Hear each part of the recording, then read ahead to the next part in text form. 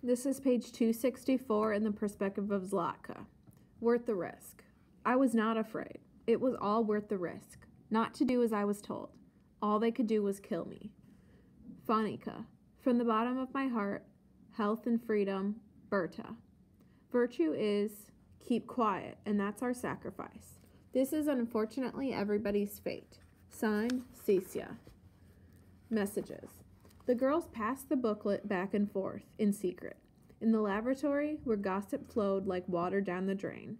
At the workstation, holding it on their lap so Fania could not see, so the overseer and capo did not see.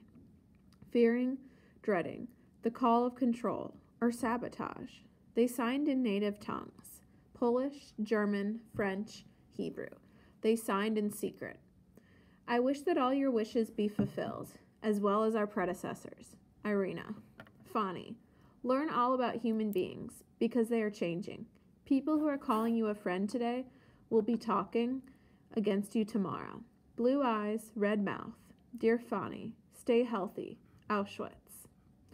On 12-12-1944. I wish you the best, dear Fani. Ruth. Birthday cake. Each girl handed over a portion of her bread. I molded, kneaded, shaped, sculpted it into a round cake.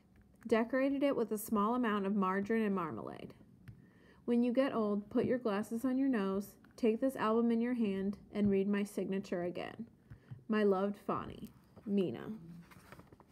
Chapter 12, in the perspective of Fania. Happy birthday! I could not believe that anyone had remembered my birthday, that anyone could have given me a cake, that anyone could have made such a gift. For me, a birthday filled with love, what was now my family, a present, and cake. I was wrong. Birthdays did belong in Auschwitz, where each new day should have been celebrated as life renewed. My heart unfolded. The heart, a treasure, cut into 4 hearts like 4-leaf clovers, folded into 1 heart, opening like origami, covered with pretty purple cloth, embroidered with my initial, small enough to fit in the palm of my hand, big enough to restore my faith, friends replacing the family I'd lost, a reason to take risks, a reason to keep living, keeping the secret. I tucked my heart under my arm, under the coarse fabric of my prison uniform next to my heart. All day I passed capos, overseers, meisters. All night I passed SS guards, Blakova, Black Triangle girls, like nothing had changed. But everything had changed. Mama, Papa, and Mushki were gone. I didn't know about label. I was no longer a good girl. My secret, pressed against my heart, made me brave. January. Winter was the worst season. Spring brought the rains and what natural life existed. Burst forth, mocked us with signs of life. Summer brought the heat, and insects that sucked moisture from our souls, infecting us with loss and disease.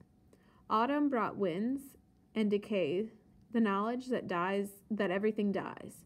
But the cold of winter was the closest I came to the cold of death while still breathing. Punishment. Astucia Wajblum, Regina Safarjan were dragged to the scaffold during morning appel. Do not show the Germans your tears, Zlatka said.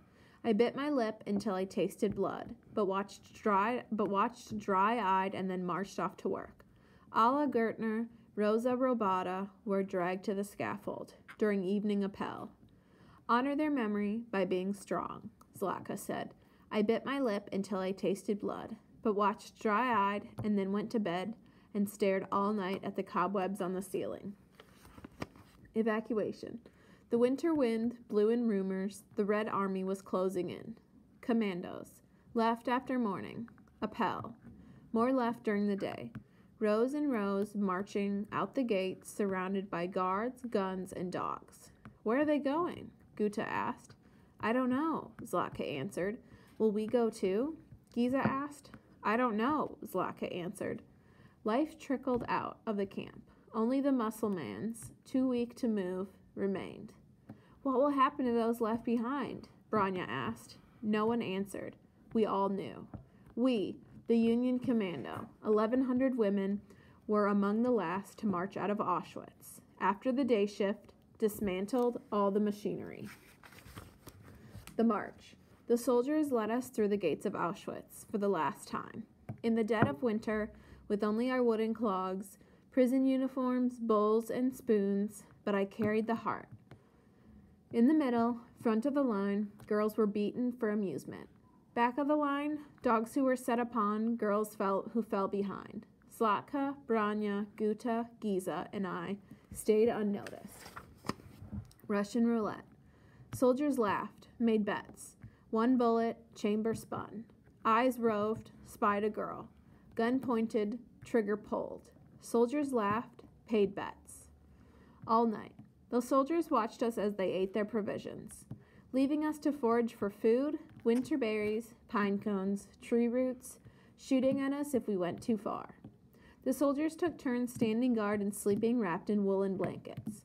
We dug through the snow, huddled together, like a pack of animals, on the icy ground. I closed my eyes, not knowing if I would wake in the morning. All that mattered.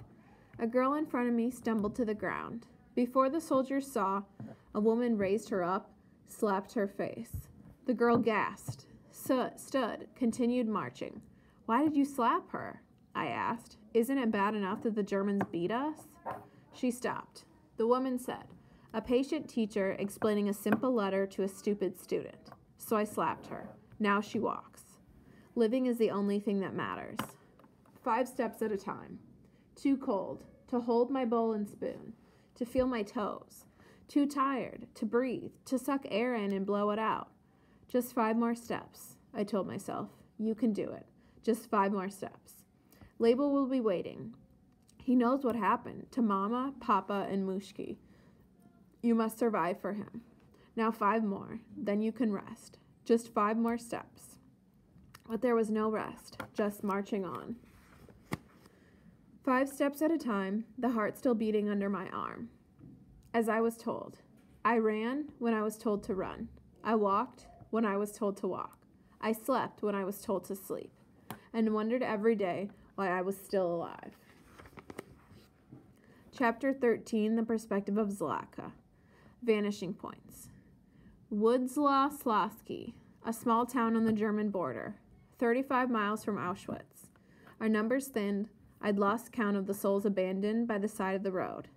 I looked into the horizon, train tracks running away, growing smaller, unending, and wondered if it would ever end. Another train. Given no choice, we all boarded, like the sheep the soldiers assumed we had become. The train rumbled onward. We all rode in open boxcars. No food, water, shelter, or warmth. Just a bucket and the winter's cold wind.